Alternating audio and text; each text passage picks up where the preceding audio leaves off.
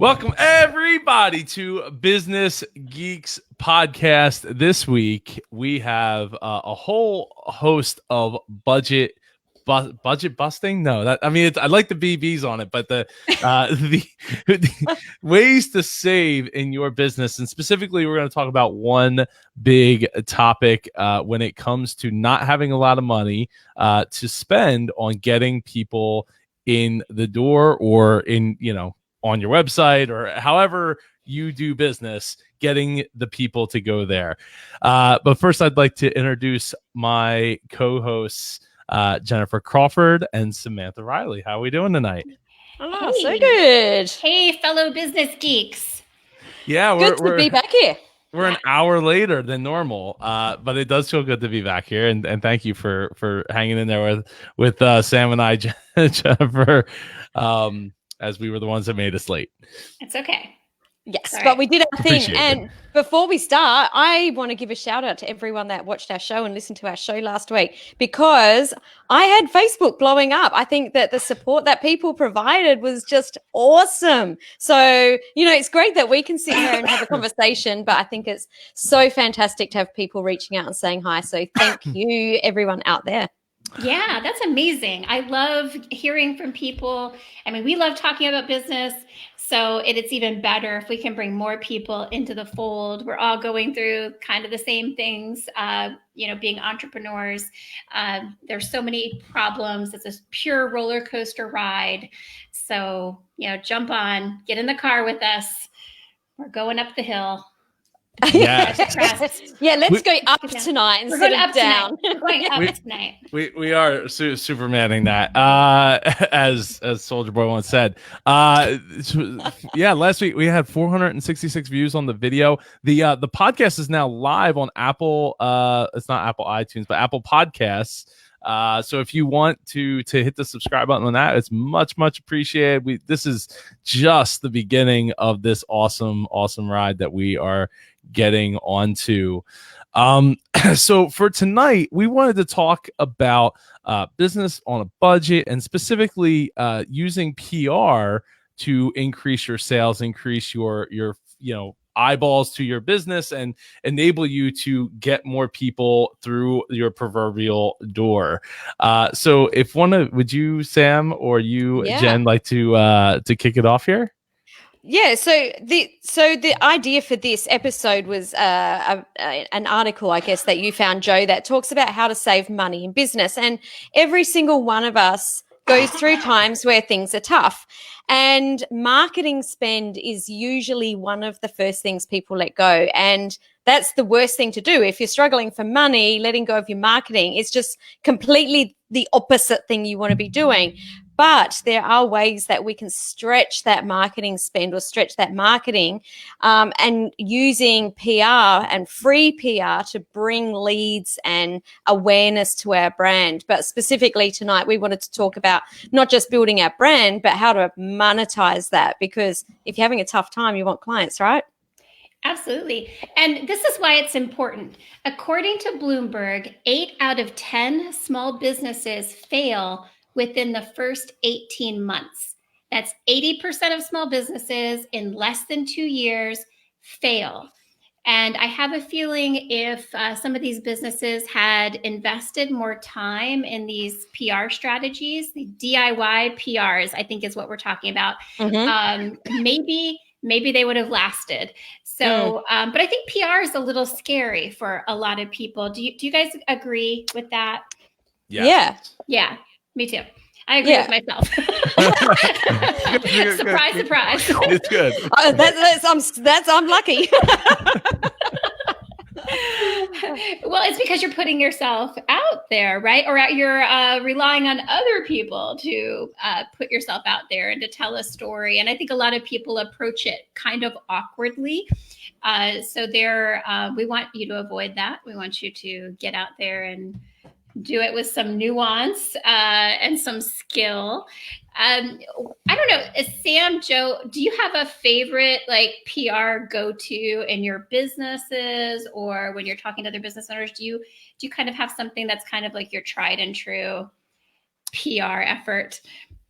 I mean, email for me has been the thing, right? Because like it's the mode of communication. I wouldn't discount reaching out via like letter format, like writing a letter, because it's it's differentiating in this day and age where less and less mail is actually sent. But yeah, I've mostly used email to like get into people's inboxes and see what happens. Sometimes you get that feedback, though. I would also say that the other big thing I've used is Harrow, the help a reporter out, right? It's like it's literally the easiest way to make it happen, because they're literally asking you for the expert feedback, or looking for people that fit a specific demographic to write about. So, get on Harrow. I think was it Harrow.net? Yeah, it might be. And also SourceBottle. SourceBottle.com is another one. Actually, I was just looking at Harrow before. I'm pretty sure it's Harrow.com. It is .com. I don't know why I thought it was Harrow.net. That's weird. No, I don't know either, but it is Harrow.com. And SourceBottle.com is another one. And what's great about those is that the journalists are putting the call out that goes straight into your inbox. And that's definitely a go-to for me. I get Harrow in my inbox twice a day, SourceBottle in my inbox twice a day. And the biggest tip that I can give, if you are utilizing these free services, is that when a journalist reaches out and you fit one of the stories, you must get straight onto it, because these journalists are busy people. And if you're the first one that winds up in their inbox, then they will just latch on. If you're a fit, they'll just go, yeah, let's just do that and get it done with. And I know that I've been on national TV before by reaching out within 10 minutes. The journalist is like, can I interview you in half an hour? Can you be in the studio tomorrow morning? Like, that's the speed that they work. So if you're able to work at their speed and help them out, then you can get some really big opportunities. I think that's excellent advice. One thing I would add, when you're beginning your PR efforts, take some time and audit your online presence, because before anybody considers you for their blog or their podcast or their news outlet or their paper, they're going to take a few minutes and check you out online. They want to know if you have a professional presence, if you seem legitimate, if you have your own following. So if you've been paying attention and working on getting your social media profiles and your social media audience nice and robust, that's going to serve you well when people are considering you as a potential PR story. So I just wanted to add that, because I think people forget that they have they make an impression on people online sometimes before they ever make a face-to-face impression.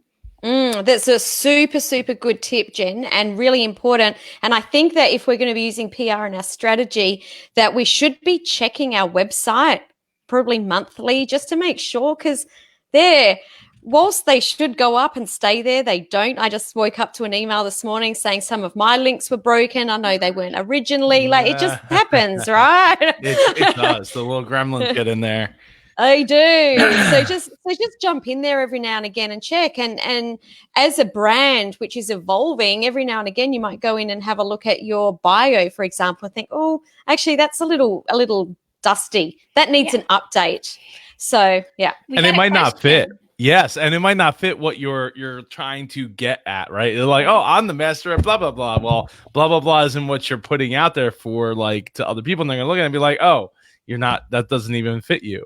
That's not what I'm looking. You clearly are not what I'm looking for, even though you might be. It's just the bio that you have at the moment. I have like 4 different bios. Any of you have multiple bios? Yeah, I have multiple bios. Depending on depending on where you're depending applying on the audience. Yeah, exactly. Yeah. What matters, just like a resume. So we have a question from Amy J. What up, Amy J? And shout out to Eric Hunley. Thank you for putting in helpareporter.com, not harrow.com. It actually takes you to like a completely different website. There you go. So, Amy J asks, what are your thoughts on having a media kit? I think it's worthwhile, and I think that you should have it as a PDF download on your media page on your site, because especially, if you want to be featured by big media or corporations, they're not sitting there on Zoom like we are. They might be flying between cities and looking at things while they're sitting, on a plane or in an airport. So have a PDF that someone can just download and have a look at and take with them. And on that, I think it's also really important to have questions that people can ask, because if someone's reaching out, it gives them an idea of what your zone is, whether or not they use those questions, but it gives them a safety net to help understand, what is it that's your zone of genius? How can you add value to my audience? I think it comes down to is you really want to make it as easy as possible for somebody to want to feature you and to work with you. So that's a really good vehicle is that media kit, that one sheet, because it summarizes you. They don't have to research. They don't have to follow your links. They don't have to necessarily go to all your social media profiles to get a really good summary of what you're all about. And that's true if you're submitting like a story idea that's related to your business. Write it out, write it well and have it complete, because as Sam mentioned, these news cycles and these periodicals, they're moving at such a fast pace and they're always looking for fresh stories. So the more that you can just spoon feed them content, the more likely that you are going to be able to get your article published. Absolutely. Yeah. The less brain cells they have to burn to figure out what you're talking about, the better. And Amy J says, Sam, when you say have questions ready, do you mean topics you're comfortable with? Yeah, so depending on the way that you do it, you can just have topics. So if your media kit or your one page is going out for speaking engagements, you might just have the name of your keynotes. If it's going out for podcasts or for main media, you might say, ask me specifically this question, or these are the questions you could ask me. And people love that. We're like missing we haven't mentioned the P word, podcast, and getting yourself on because podcast. I hadn't got to my bit yet. I thought I said the word podcast. Did you say it? So somewhere in that. I might have. I missed it. No, I don't know, because I was going to say my favorite go-to PR is podcast. Mine too. And I think it's worth mentioning that I think, all of us, when we think of PR, we think big name publications, big name podcasts. But I am a firm believer in the power of a more micro approach. Micro influencers, you may have heard that term being tossed around. But the reason I think that you should consider micro influencers is because I think their audiences, although smaller by definition, are oftentimes more targeted, and they're also oftentimes more passionate or loyal to that podcast or that publication or whatever blog, whatever it is. So don't let your ego get in the way of good PR. I've known business friends who have been featured on really well-known podcasts, and I asked them, later, well, how did it work out? How did it translate into business for you? And it absolutely oftentimes does not move the needle whatsoever. Also, those big names are less likely to pre-promote or post-promote your appearance on their outlet, where the more micro influencers are a little bit more down to earth, and they see the value of promoting you on their show, because they're hoping to tap into your audience, because maybe it's about the same size, or maybe if it's even bigger, where the big names will most likely have a much bigger audience than you, so they don't waste their time. Worrying about your little audience. So you kind of have to keep things in perspective and think it's a long game. It's not just, hey, I'm going to do PR this month and then I'm going to take a break. It's never ending. It's like marketing never ends. You have to have some capacity of stamina in order to have any hopes of this working out. Absolutely. Is that too much of a Debbie the Downer? I don't think it's a Debbie Downer approach. I think that consistency. Let's flip that on its head. When you've got a consistent brand, it's like people know who you are, and it's momentum, right? It's like, what's that saying? A rolling stone gathers moss. I don't know. I got to stop trying to make up the quotes. I like momentum. Momentum. Let's just go with that. And you get more opportunities, you get more people recognizing you. Your marketing dollars, when you do put into, paid advertising, when you've got a brand that you've been building using these PR strategies, then your marketing dollars go further. Your ad clicks are cheaper because people recognize you and know who you are. So there's just so many reasons to do this, position yourself as the authority, backlinks to sites, creating relationships. And I think we'll go more into how we can use some of those strategies, so I won't get ahead of myself. But, consistency was where I was going. It's not a bad thing. It's not a Debbie Downer thing. It's an awesome thing. It is an awesome thing. Okay, I'm going to ask you guys this. Have you heard the term newsjacking as it relates to PR strategy? Oh, the best newsjacking of all time. I'm afraid to Google this. Was Volvo in the Super Bowl a few years ago. There you go. But no, I haven't heard. You guys of this. know about that? So I'm assuming you know what I'm talking about here, Jen. Yeah, you said Oreo, right? No, Volvo, the car. Volvo. I don't know that. I don't know that newsjacking story. Okay, so what they did was, and I don't know which Super Bowl it was, clearly not the one that was this week, but I don't know if it was last year or like how many years back, but Volvo had a campaign where any time that a car ad came up, whether it was Audi or whether it was, whoever, that you had to tweet with the hashtag Volvo around where you would take your family, I think it was on a holiday or something. So every time that a car commercial came on, everyone was on their phones tweeting about Volvo, and they had a massive spike. And they had it. I should have sat down. I should have sat down with the stats, but they actually had a long tail on that too. Oh, I love it. Okay, so for those of you who might not have heard of that term, Joe, I think you confessed.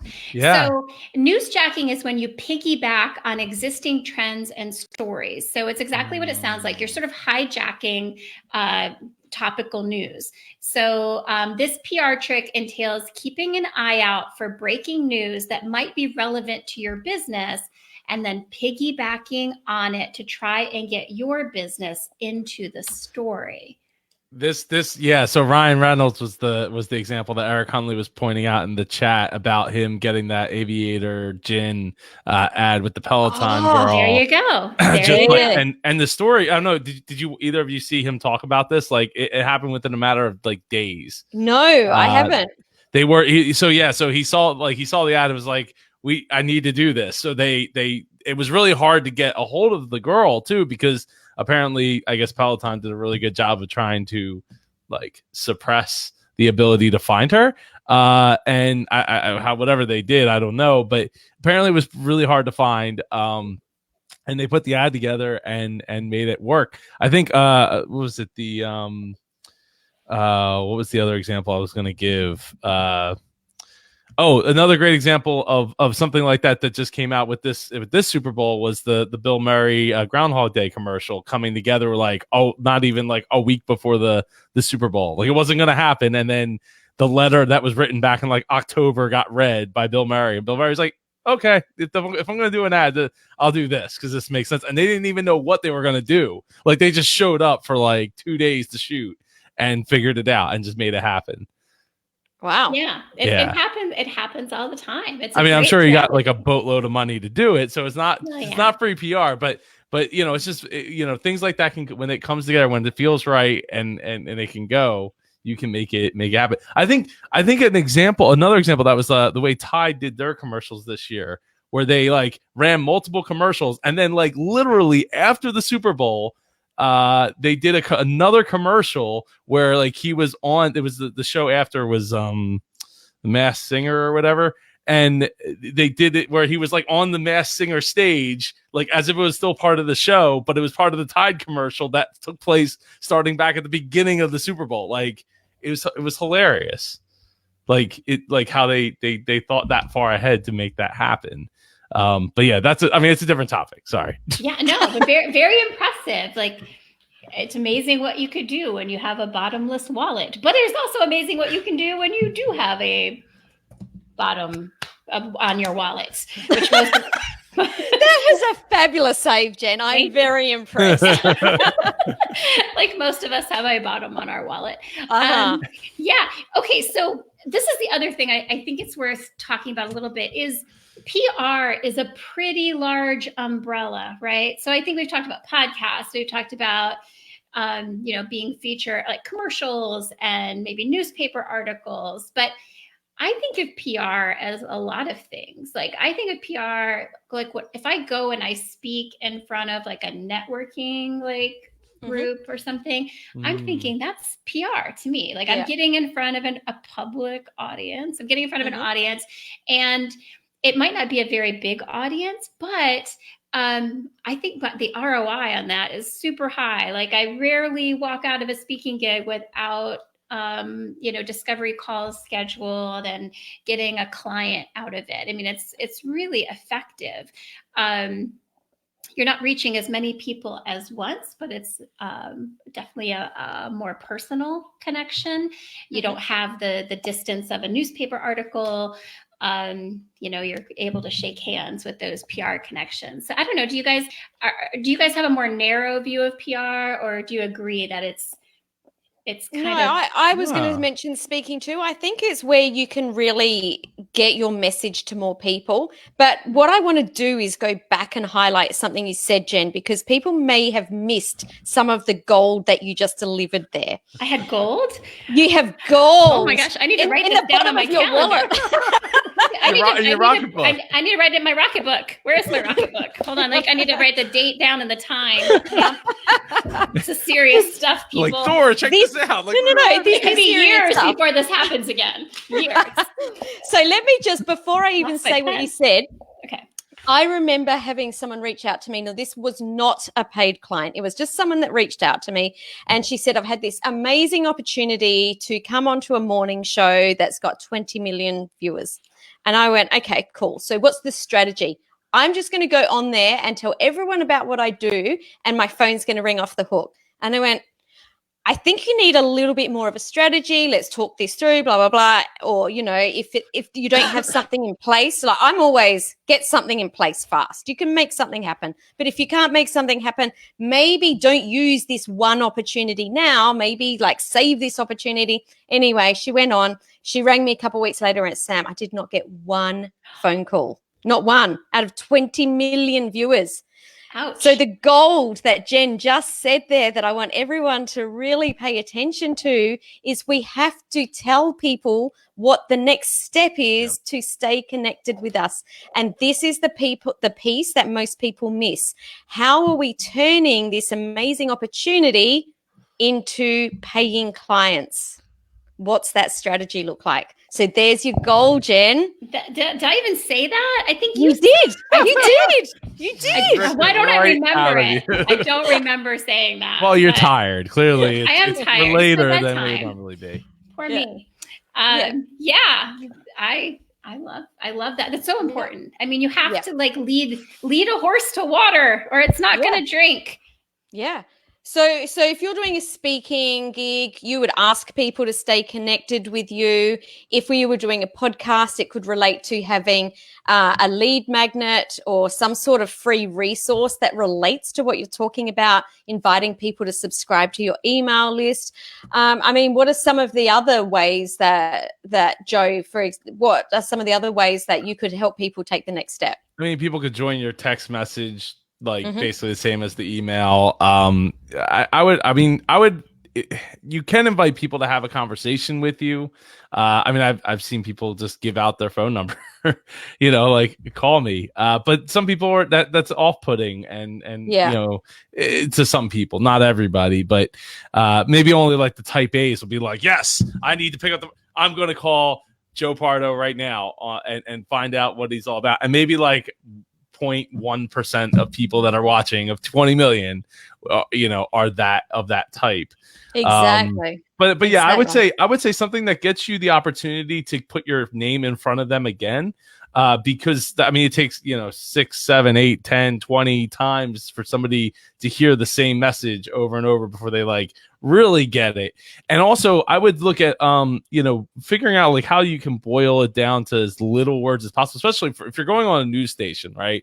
Like a morning show, like you have like 3 minutes. Like if you're a celebrity, you get like 7, like on Jimmy Fallon or whatever. But like you're getting like 3 minutes, and that might be actually a lot. Like it might be like more like 2, 3 if you're really lucky. But yeah, you really got to have like how people can connect with you. Take that next step, and maybe even consider being a little polarizing, because it'll move the needle for people, right? Some people will be turned off put by it. Fine, they probably weren't going to want to like you anyway. But other people that will feel something, and you want them to feel anything, because if they don't feel anything, then there's no instance to like you or dislike you or want to hear you again. Even if they dislike you, they might love to hate you, and that's okay too in the media world. But yeah, if you make them feel something, then they're more interested to want to take that next step and leave them wanting more, right? And that's something like I've had to learn with speaking, is like, don't give all the details. Like I'm a very detailed, like here's the blah, blah, blah, blah, and explaining like every step of the thing. Cause like, I don't want someone to sit there and be like, oh, he's full SHIT, right? Like, no, I want you to understand. But at the same time, like I've had to learn, okay, Joe, cool it. You can't give every piece of data. Intentionally leave room for questions. So they want to talk to you afterwards, so that they want to get more information about you. And, just let them come to you, right? Rather than just putting it all out there and being like, oh, it's all here. Can't question this. This is solid data. Yeah. I like it. Love it. So that's, how to get the PR, but there's also another piece that comes with what do we do with the PR once that speaking gig has happened or that podcast interview? Because again, this is another mistake I see, that people get these amazing opportunities and then it's like done and walk away. And it's not the way there's so much that we can do with it. Even with that, like, oh, we're the most watched blah blah blah channel or most watched blah blah blah show in the such and such area. Like, cool, but how many of those most watched people are not paying attention at the time, right? So you need to be like, hey, I was also on this channel and this channel and this show and this radio station and this podcast and blah blah blah, and use that as more social proof than like, oh, cool, like 20 million people might have been watching, but like how many were actively watching, right? How many dentists, it's like, oh, The View, right? On ABC, like gets so many views, but like how many TVs are watching it that are just like in a doctor's office that nobody's actually watching? Exactly. Or the sound's off. It's just like playing like without any sound or, True. Things like that. I think, when you have a PR opportunity, you have to be a good steward of that opportunity, both for yourself and for the outlet that's giving you that opportunity. So you want to hopefully someday maybe be invited back or be recommended to something else. So you definitely need to pre-promote your appearances and promote your appearances, and then post promote, and then come back every so many weeks and promote it again and tag the people that have featured you. I mean, anything you can to draw attention to your appearance, both for yourself and for the media outlet that has featured you. I mean, it's only going to make you a pro player. I mean, they're going to love you. Like, how many people, like you said, Sam, don't take that extra step? You're just like, oh, we just interviewed her. Great interview, but she's a dead fish. Like she's done nothing with it, loser. Which none of us would ever say. No, this is what's being said behind closed doors. Or thinking in their mind. Exactly. Inside voice. There's another opportunity there, and I use this again all the time. I had a reporter reach out to me a couple of weeks ago on a Sunday night, And I could have thought, oh, I'm not going to, answer that till Monday morning. So a lot of times you've got to keep that personal boundary. But I thought, I've never dealt with this reporter. It was someone else that had introduced me to him. So I got straight back to him because obviously he was on a deadline. I went, yep, I've totally got your back. I'm available at 9 a.m. tomorrow morning to jump on a call. Anyway, we did what needed to be done the next morning. But then what I said to him at the end is this something, is this a problem you have often, having last minute reports that you need to get out or last minute pieces that you need to get out? Do you prefer to have your people on speed dial so that you can just reach out? And he said, yeah, absolutely. And I said, cool, what are the sort of people? And he said, I'm looking for, business people and blah, blah, blah, other people. So what I did is said, definitely keep me on speed dial, always happy to help you out. And these are the other people that I can recommend in those other areas. So by me helping him out, he knew that he could trust me, he could come back to me, which he has done a couple of times just this week alone.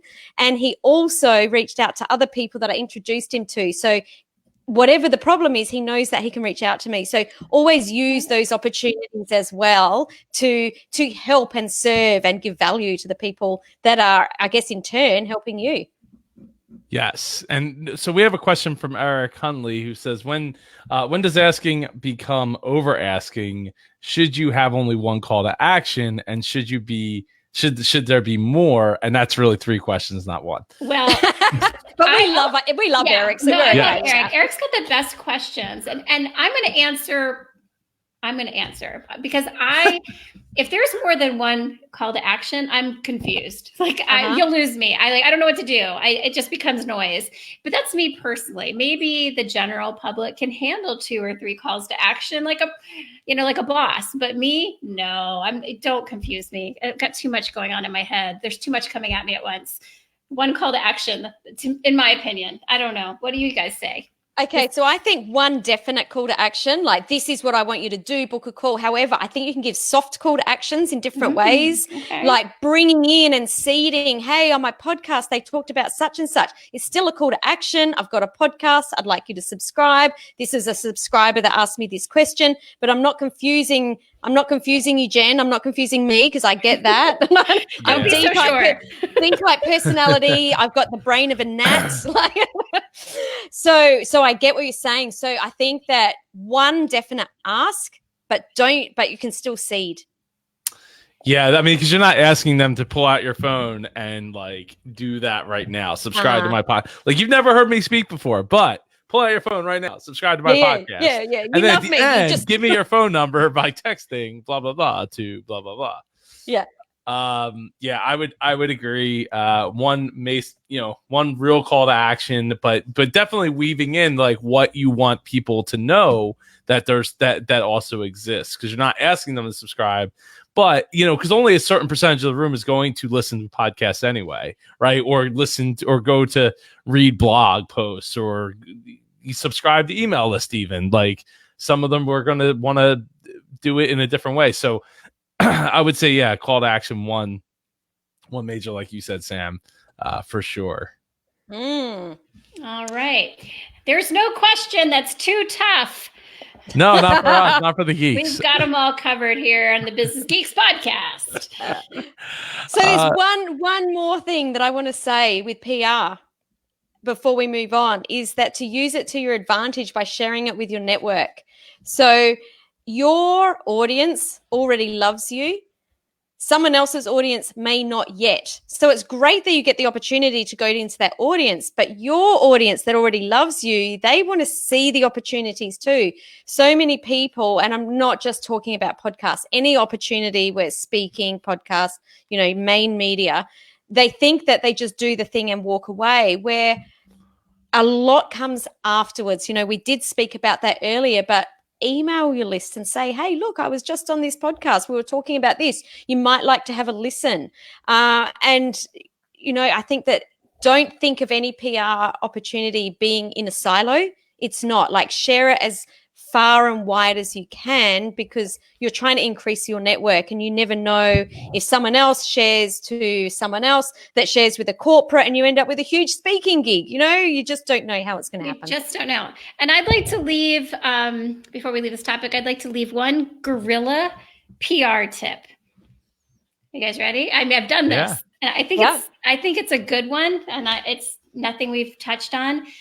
All right, in your neighborhood, within like I'd say 5 to 10 mile radius, go to all the Verizon wireless, all the cell phone stores, and they all have their phones out, and they're all on internet, they're all on Wi-Fi, and put your website or your podcast or the book that you're selling, put it all on every single phone. I have done this.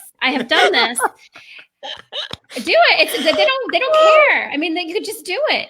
It doesn't cost anything but a little bit of time. But people were doing that to donate to like was it American Red Cross and stuff during like one of the disasters, that people were walking into like the cell phone stores and like just texting the blah blah blah for to donate money. That's sweet. Okay, it's sweeter than what I said, but I'm not trying to save the world here. I'm just trying to stay in business. Just trying to keep that money in the wallet that's got the bottom. That's right. I'm just trying to keep the bottom of my wallet from darn bottoms. The bottom of my wallet down there. That's fantastic. We've got something. Mary Sue, who's asking. Mary Sue is a friend and client of mine. I adore her. She says, sometimes I feel like I am promoting so many things that I may come across as salesy. My upcoming events, attending great conferences, or a friend's event. What is too much? That's a great. My God. Yeah. I love this question so much. Can I take it? Yes. Can I take it? All yours. If people don't want to pay attention, they just won't. The end. Promote, promote, promote. Yeah, and I think to piggyback on that, not to hijack it or newsjack it, but you're seeing all your posts because you're posting them. But these are scrolling feeds, and you could post 20 times a day, and I could follow you on every single platform, and I'm not going to see all 20 of your posts. Mm-hmm. So you kind of have to just cover ground. I mean, and like Sam said, like, if somebody's annoyed, they can unfollow you. I mean, that's the worst thing that's going to happen. I don't know. I'm annoying like every 5 minutes. It's just like. No, see, I love seeing your posts. The thing is, if people don't see you, they're not thinking, oh my God, I haven't seen a post for a while from Jen. They're just forgetting that you exist. It's that simple. Yeah, you become irrelevant. That's depressing. Sorry, I was being a Debbie Downer. I haven't posted on Instagram. I'm fading away. Mary Sue, if you stop posting, what am I going to like? What am I going to like? Because I like all of her posts because they're very good posts. Mary Sue puts quality content out there. She's one of the good eggs online. I just keep posting. Honestly, just keep posting. Definitely. It's important. I mean, the people that don't like what you're posting will unfollow you. But I feel I sympathize with that, right? As a person who runs, a consulting business, a person who runs their own podcasting conference, who's producing a TV show and now has 3 podcasts. Like I totally get it, and they're not all super related to each other, and it makes life really hard sometimes to be like, you must have a really good to just have one thing that you're promoting and like and knock it out of the park with, and that's it, right? But not everyone's Oprah. Well, right, but the thing is like everybody wants to be Oprah because Oprah did a really great job at one thing, right? And then that's the thing to remember is like. And I had to keep reminding myself, like, if I, it's like, rest in peace, Kobe, right? Like, everybody wanted to be Kobe, not because Kobe could play the piano, because he taught himself to play the piano and, make an Emmy award-winning movie and all that stuff. It's because he played basketball. And he played it really, really well to the point where other people wanted to be a part of the fact that he played really, really well. So keeping that in perspective of like, if you have that one thing, people will want to be around you and know more about what you're doing because of the fact that you have that one big thing. So that's just keep that in mind all the time. Now, another thing, as I say, Killa. Yeah, Killa. Excuse me. I used to have an as seen on page on my website. Is that a good idea or too much? I'll start. Yes, I have one, and it's now like, I don't know, I'm probably getting close to 200 links where I've been featured I wish I could do. I wish I did more with it as far as like making it like a fancier looking page and like a page with like a couple pictures and mostly just like a list of links.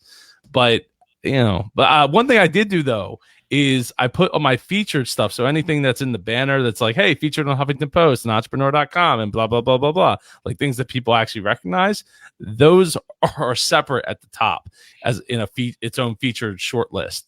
So that like the ones that matter can be found. Yeah, I think it's a great idea, Joe, because consumers trust editorial content more than ads. I mean, that's just the way it is, and it helps build instant credibility if people see that, oh, you've been featured on these well-known media outlets. Well, then you're instantly trustworthy on a certain level, right? So, Akila, yeah, I would totally go for that.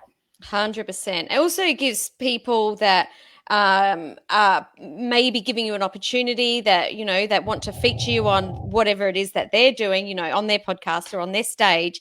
Those people want to see that you've successfully been featured on other people's, stages, podcasts, media outlets before. So I think it's a really good idea. Oh, great question. Yes, that was a great question. That was a great question. Apparently, of course, 40 minutes in and we get the weird silence. We've done well, team.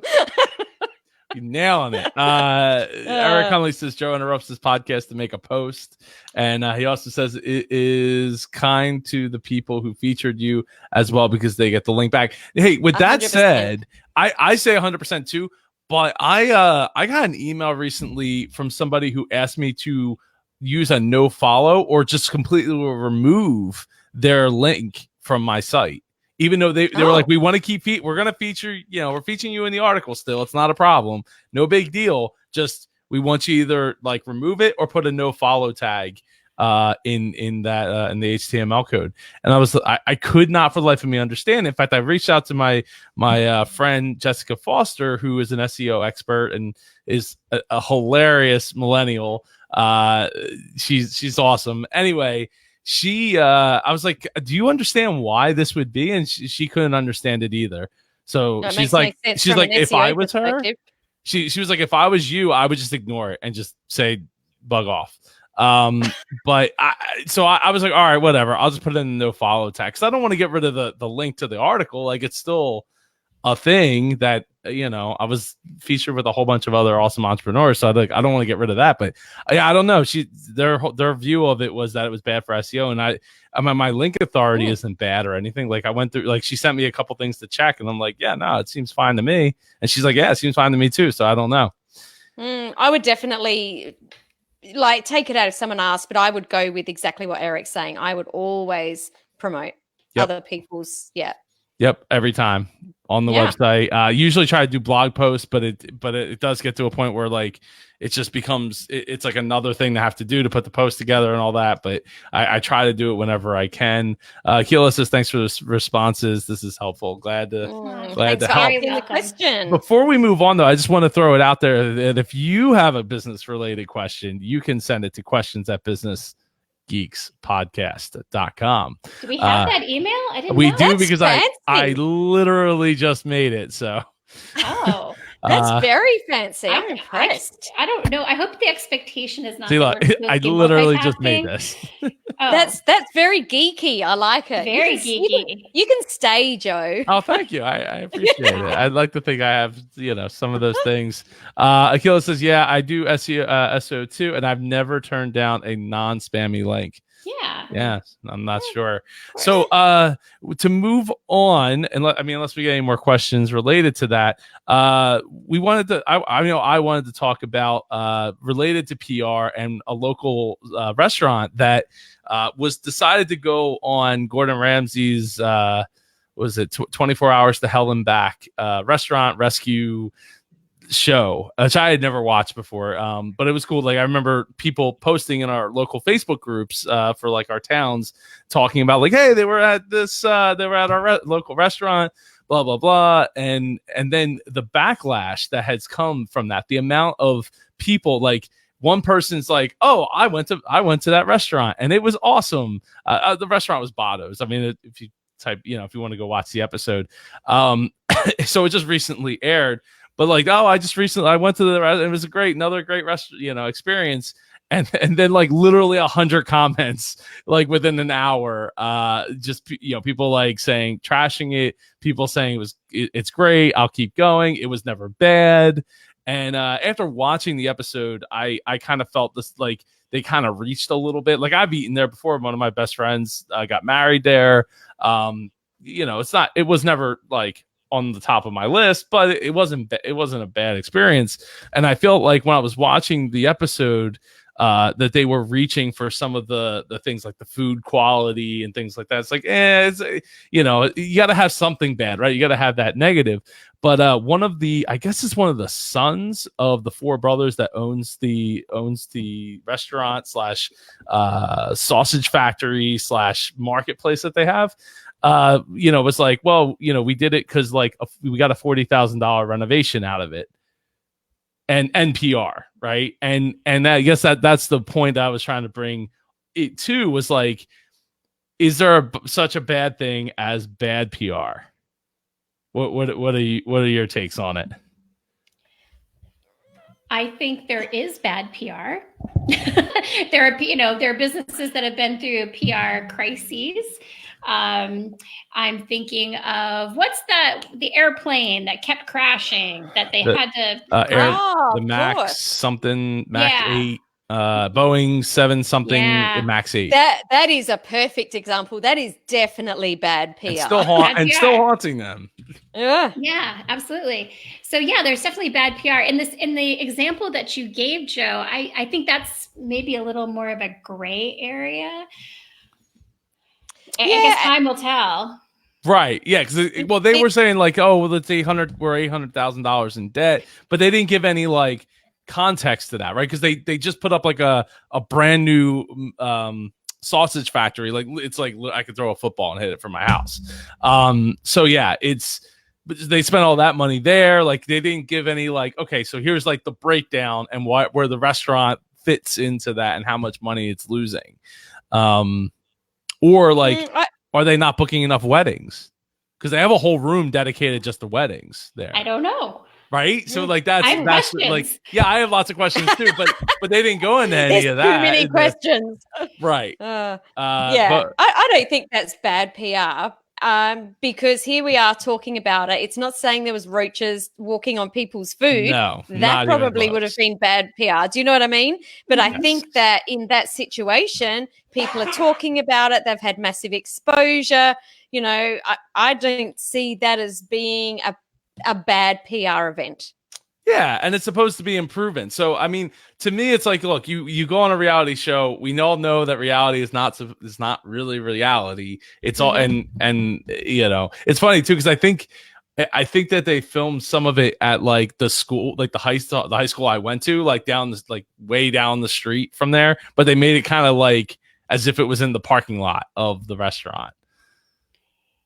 But it's just it's just like little things like that. But I can tell this has bothered you, Joe. I feel like this episode is stuck with you and is causing you some distress. No, I find it fascinating to see. So like Lou here, like Lou, what's up, Lou? Yeah, Lou. Good point, Lou. Yeah, bad restaurants. Very good okay. point. Bad planes, not okay, right? Yeah, because they crash, people die. Like it ruins lives, especially the way that the Boeing handled.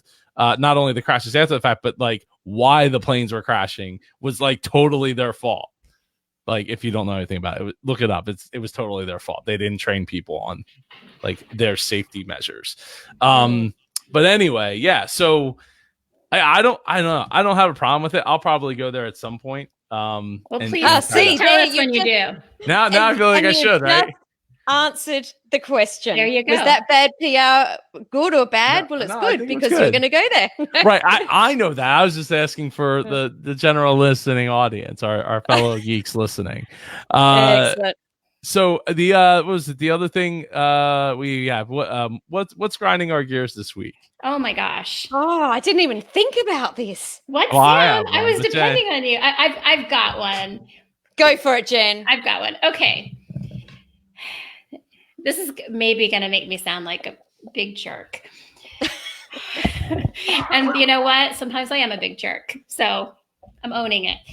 Okay, so I've had several experiences over the past year or so where I've gone to networking events where there's been a speaker, or I've gone to like a conference where there's been speakers.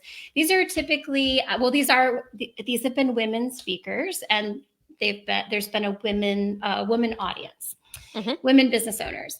And I have been told too many times by complete strangers that I am worthy, that I deserve to be in the room, and that I am loved. And I know, Joe, I can see your face, Joe. You think this is nice, right? These are nice comments. No, this is not nice. This is not nice. I hate it so much. First of all, do not assume that because I'm a woman that I don't feel loved, that I don't feel worthy, and I don't feel like I deserve to be in the room. I am totally, of course I'm loved. Look at me. I'm adorable. Of course, I mean, of course I deserve to be in the room, or I wouldn't be there. Like, I'm there in the room. I don't feel like I'm unworthy. Why? Just because I'm a woman, do other women assume that I have a self-esteem problem? Oh, I just don't think that should be the assumption. And it's all cloaked as business advice. That's not business advice. No, business advice is not telling me that I'm worthy. Business advice is telling me how to conquer SEO, or how to like run a Facebook ad, or I don't know, PR tips. I mean, it's like inspiration and motivation is not a business. That's not business. So save it for therapy. Save it for your support groups, but do not put it in my business conference. Do not put it in my business networking group. Can you tell that I'm getting all worked up? Oh, Jen, I love it. My gears are grinding. I'm in fourth gear grinding. But there's no gears left. They're ground out. That's right. No gears. No gears left. That is brilliant. I'm sweating. I'm so upset. Take a deep breath, and I totally agree with you. It's not empowering, is it? No, I like it. Thanks for bringing it up. Joe, Mr. Nice Guy, thinks I'm being a big jerk. I know he thinks that. I think it's. I think you're passionate about it is awesome. No, do not condescend to me, Joe. No, Pardo. I do. I love it. No, I don't do that. My goodness, you two. Look what I got last week. Oh yeah, can you see what it is? It's a rocket book. It arrived yesterday. Oh, you got the big one. It's Sam for the save. Thank you, Sam. Oh my God. Because of the one thing last week. I wonder how many rocket books I sold. You know what? That was bad planning. I should have become an affiliate before I did. You should have had an affiliate link in there. That was an Amazon affiliate link, but I can't be associated with it because they don't. Not only did I get the rocket book, but I got the highlighters and I got the colored pens. You're welcome, Rocket Book. No affiliate link. My business prowess is completely in question now. You need to go in and edit last week's episode and put the affiliate link in so that other people can get their rocket books on your I'm not worthy. Link. I'm not worthy of an affiliate link. We'll get Babe on that, all right? Oh, my goodness. Stop it. It is brilliant. I love it. This is the best thing ever. I'm so glad. Yeah, Mary Sue is excited. She's coming. Woot woot, because Mary Sue gave me my first rocket book as a birthday gift. And now I am like telling the world as well because I love it so much. Yes, Mary Sue. Eric, it is the fusion. Look at Eric jumping in. It's not condescending, it's patronizing. Well, that comment is also patronizing. Eric, can we not go back there? It probably. Okay, so okay, wait, hold on. So Joe was patronizing, but Eric was condescending. Am I right? I don't know. No, absolutely not. And Mary Sue is sharing her affiliate link. Mary Sue just jumping in there. Mary Sue's a business geek sharing her affiliate link in the chat. Oh my God. Brilliant. Are you guys going to fire me and like make Mary Sue the co-host because she's got affiliate link ready to go? I mean, we'll work on that. Oh my goodness. It's only week 2. I'm hanging up my entrepreneurial hat. I'm not worthy. You so are not. I'm checking out. Oh no. So what Okay, one so can I have you defend got- myself? Oh my god, we're going do back you need there. defending? Do you need defending? I do. Eric is a smart I smart feel like I butt. need to go have lunch and come back and meet you guys in 10 minutes time. I was supposed Okay, to be so- ahead. All right, so Okay, you can attempt to defend yourself, Joe. all right. No, I'm not laughing I'm not laughing at what you're saying. I'm laughing at the passion because I love I'm just happy that you were so enthralled about it. Do I amuse you? Yes, you do. I amuse you? Yes. That's a That's my Goodfellas favorite. quote. I don't know if you caught that. Okay. Yes, like a clown. Yes. Yes. No, well, you're right. You don't need to hear that. And maybe most of the people don't need to hear that. But there are people in that room that probably do need to hear that. No, I think there are people in that room that think they need to hear that. Oh, good pickup, and I agree. Because they're told they need to hear that. They're drinking the Kool-Aid that us women are weak. We need to be told we're worthy. We need to be built up. Our esteem must be boistered at all times. This is not the Kool-Aid I'm drinking, and it's not the Kool-Aid that any woman should be drinking. We're fine. We're good. Got Okay, it. so you were specifically talking only about like speaking to women, not like to just the room in general, or is the room in general just literally filled with women? So yeah, in this circumstance, there's no it's generalization of people in the room. It's just women. Been people who identify as women, as far as I know, in that room. Okay. So yeah, women networking events, women conferences, summits, that sort of thing. You know what? That's the whole thing about grinding your gears. Just because it grinds my gears doesn't mean it has to grind everybody else's gears. No, absolutely. Well, here's the thing. What if somebody walked out and said, "You know what you don't need to hear right now? That somebody loves you. F your feelings. Go get an affiliate link." What, were you standing behind me? What? That's what I said. I'm just kidding. I mean, what do you mean? What if somebody? I mean, I'm sure that was the conversation in my head. I know you think I'm being harsh, Joe. No, I don't. No, I don't. I really honest. Just be don't. honest. I don't. Because you're allowed to have your own feelings about it. That's fine. But those feelings you feel are harsh. No, well, I think if you stood up in the middle and said like, "Screw you, I don't need you to tell me what to think or feel," then yeah, that would be that's a little that'd strong. be harsh, right? That's harsh. But I I get it because it when you do start to hear something so often, it becomes too much to hear it, right? It becomes too played out or too something to that effect. And so no, I don't disagree with you. And I also question, as a skeptic myself and as a bit of a cynic, even though I'm a positive cynic, a bit of a cynic, I question the authenticity of the people saying that as well, like all of the time. Which I hate because I don't want to, but I can't help it. Like no, it just, of course, just part of born skeptic. Well, and when somebody tells me I'm loved, somebody who's never met me, I was like, well, I haven't earned that. Like, how do you know I'm loved or that they love me? Like, you don't love me. You don't know me. What if I'm a serial killer?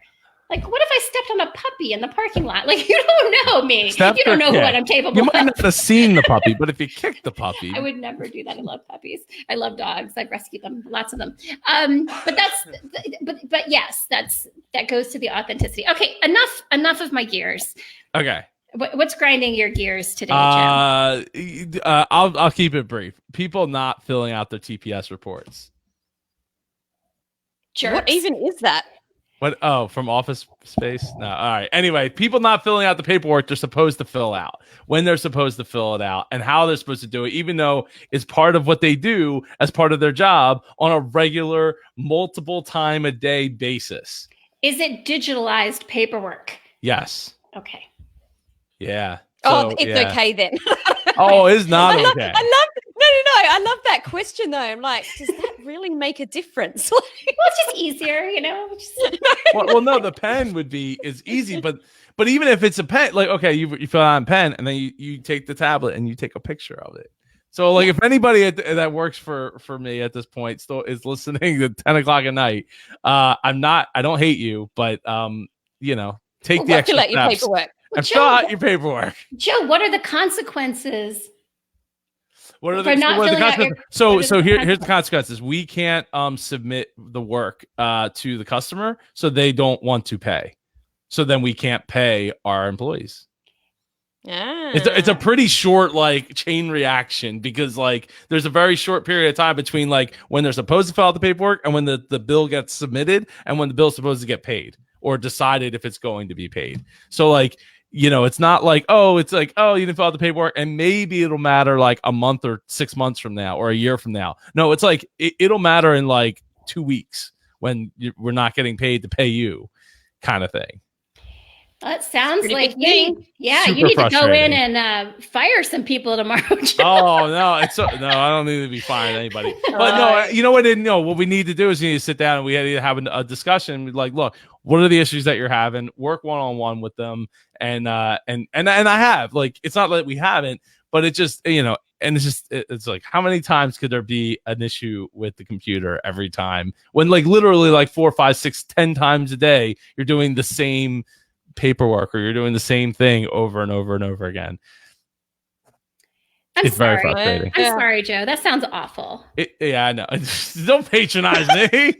I was going to say, is that condescending or patronizing? I'm just trying to hold back my tears. Oh, I was holding back I'm tears getting to upset laugh. for you. I was laughing. Oh my so goodness, you two are on fire tonight.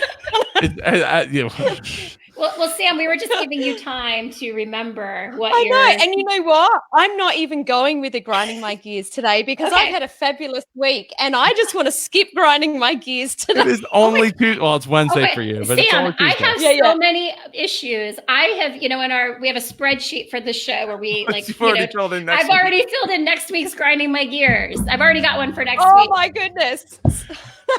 I'm ahead of the I game. was like, "What's my one thing this week?" Oh, I got me. Okay, is that we're doing? Okay, one cool thing, folks. Let's share with hold these on. beautiful Eric people. Hunley chimed in here. Actually, I think you're dead on, Jennifer. You shouldn't be Eric. starting from a perceived deficit or anything. You should be able to go in unassuming. There should be a baseline.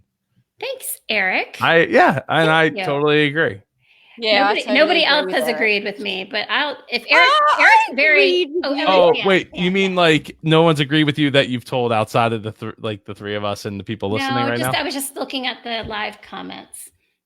I was expecting more support, honestly. Okay. It's okay. Oh my goodness. It's all right. All right, Sam, what's your one thing this week? One cool thing this week? So I've read a really, really good book this week called Do It Speaking. It's like do it with an exclamation mark. Ooh. Speaking by David Newman. It's a really, really good book. It's got some basic principles that are really good to go back and just touch on again. But when you buy it on his website, and P.S., I've never met David Newman. I've got no affiliation with him whatsoever. But when you go on his website, you get a ton of free resources, which are really awesome as well. So totally get on that. All right. I love it. I'm going to check that out. I've also got a book that I've just started called Good Profit by Charles Koch of the Koch Industries. He's a capitalist, giant. And I actually heard his interview with Tim Ferriss, which was, I don't know, maybe a few months ago, and it was one of the best interviews I've ever heard. It was so fascinating. This is a man with so much depth. Like, he's really thought about his philosophy within his business, and he applies it so steadfastly into every asset of his corporate empire.